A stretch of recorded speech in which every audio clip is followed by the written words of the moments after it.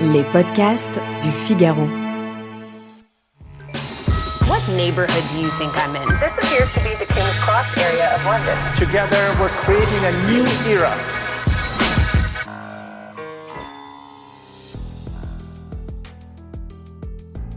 C'est une belle endormie qui s'est bien réveillée et elle a les crocs. Exceptionnellement, je consacre 2 épisodes de Question Tech à la remontada de Google dans l'intelligence artificielle. Dans le précédent épisode, je vous expliquais pourquoi le roi des moteurs de recherche a vacillé avec l'arrivée de ChatGPT fin 2022, comment il avait enchaîné les bad buzz avec ses propres IA, et pourquoi son PDG Sundar Pichai était jugé inapte à tenir le gouvernail d'un groupe en pleine tempête.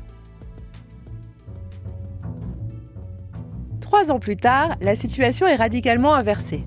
Et OpenAI, l'inventeur de ChatGPT, s'inquiète même de la dernière IA de Google, Gemini 3, qui est saluée pour ses performances de pointe.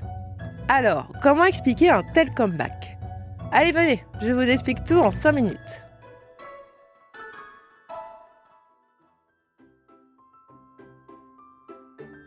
Tout d'abord, Google n'a pas attendu ChatGPT pour découvrir l'IA.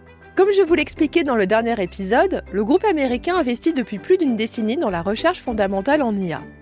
Il a ouvert au fil du temps plusieurs laboratoires avancés à travers le monde qui ont reçu l'an passé le prix Nobel de chimie grâce à leur découverte sur la prédiction de la modélisation 3D de 200 millions de protéines.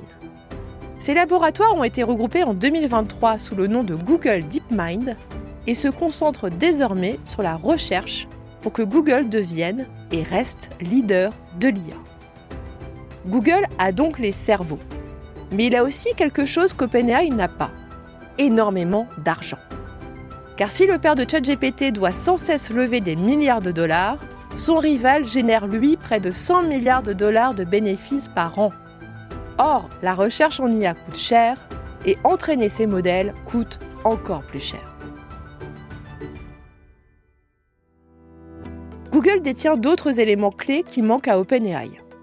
Il est le propriétaire de dizaines de data centers de pointe, ces infrastructures qui sont justement indispensables pour entraîner des modèles d'IA avancés, puis pour les faire fonctionner.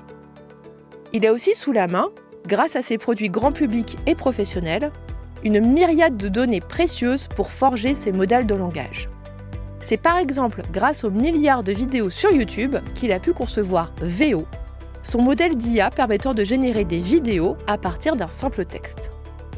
Cerveau, données, infrastructures et beaucoup d'argent.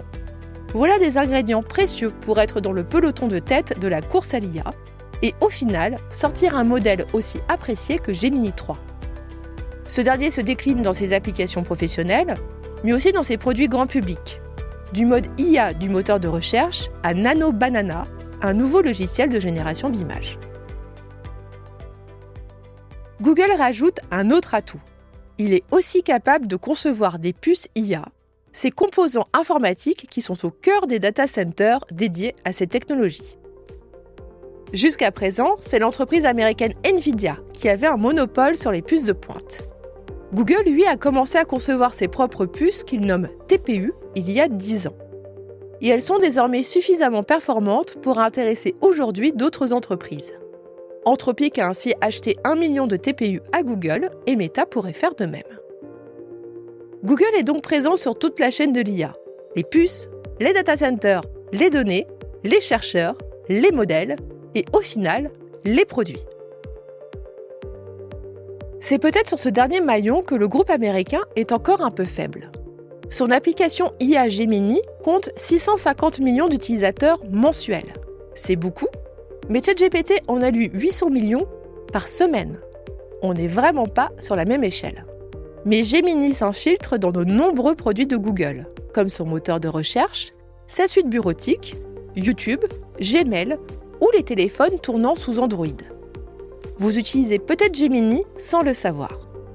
Bref, si la guerre de l'IA est encore loin d'être terminée, Google n'a clairement pas dit son dernier mot.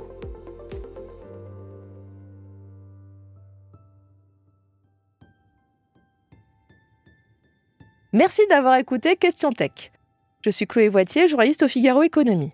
Si cet épisode vous a plu, n'hésitez pas à le partager autour de vous Et abonnez-vous au podcast Question Tech pour ne pas rater nos prochaines publications.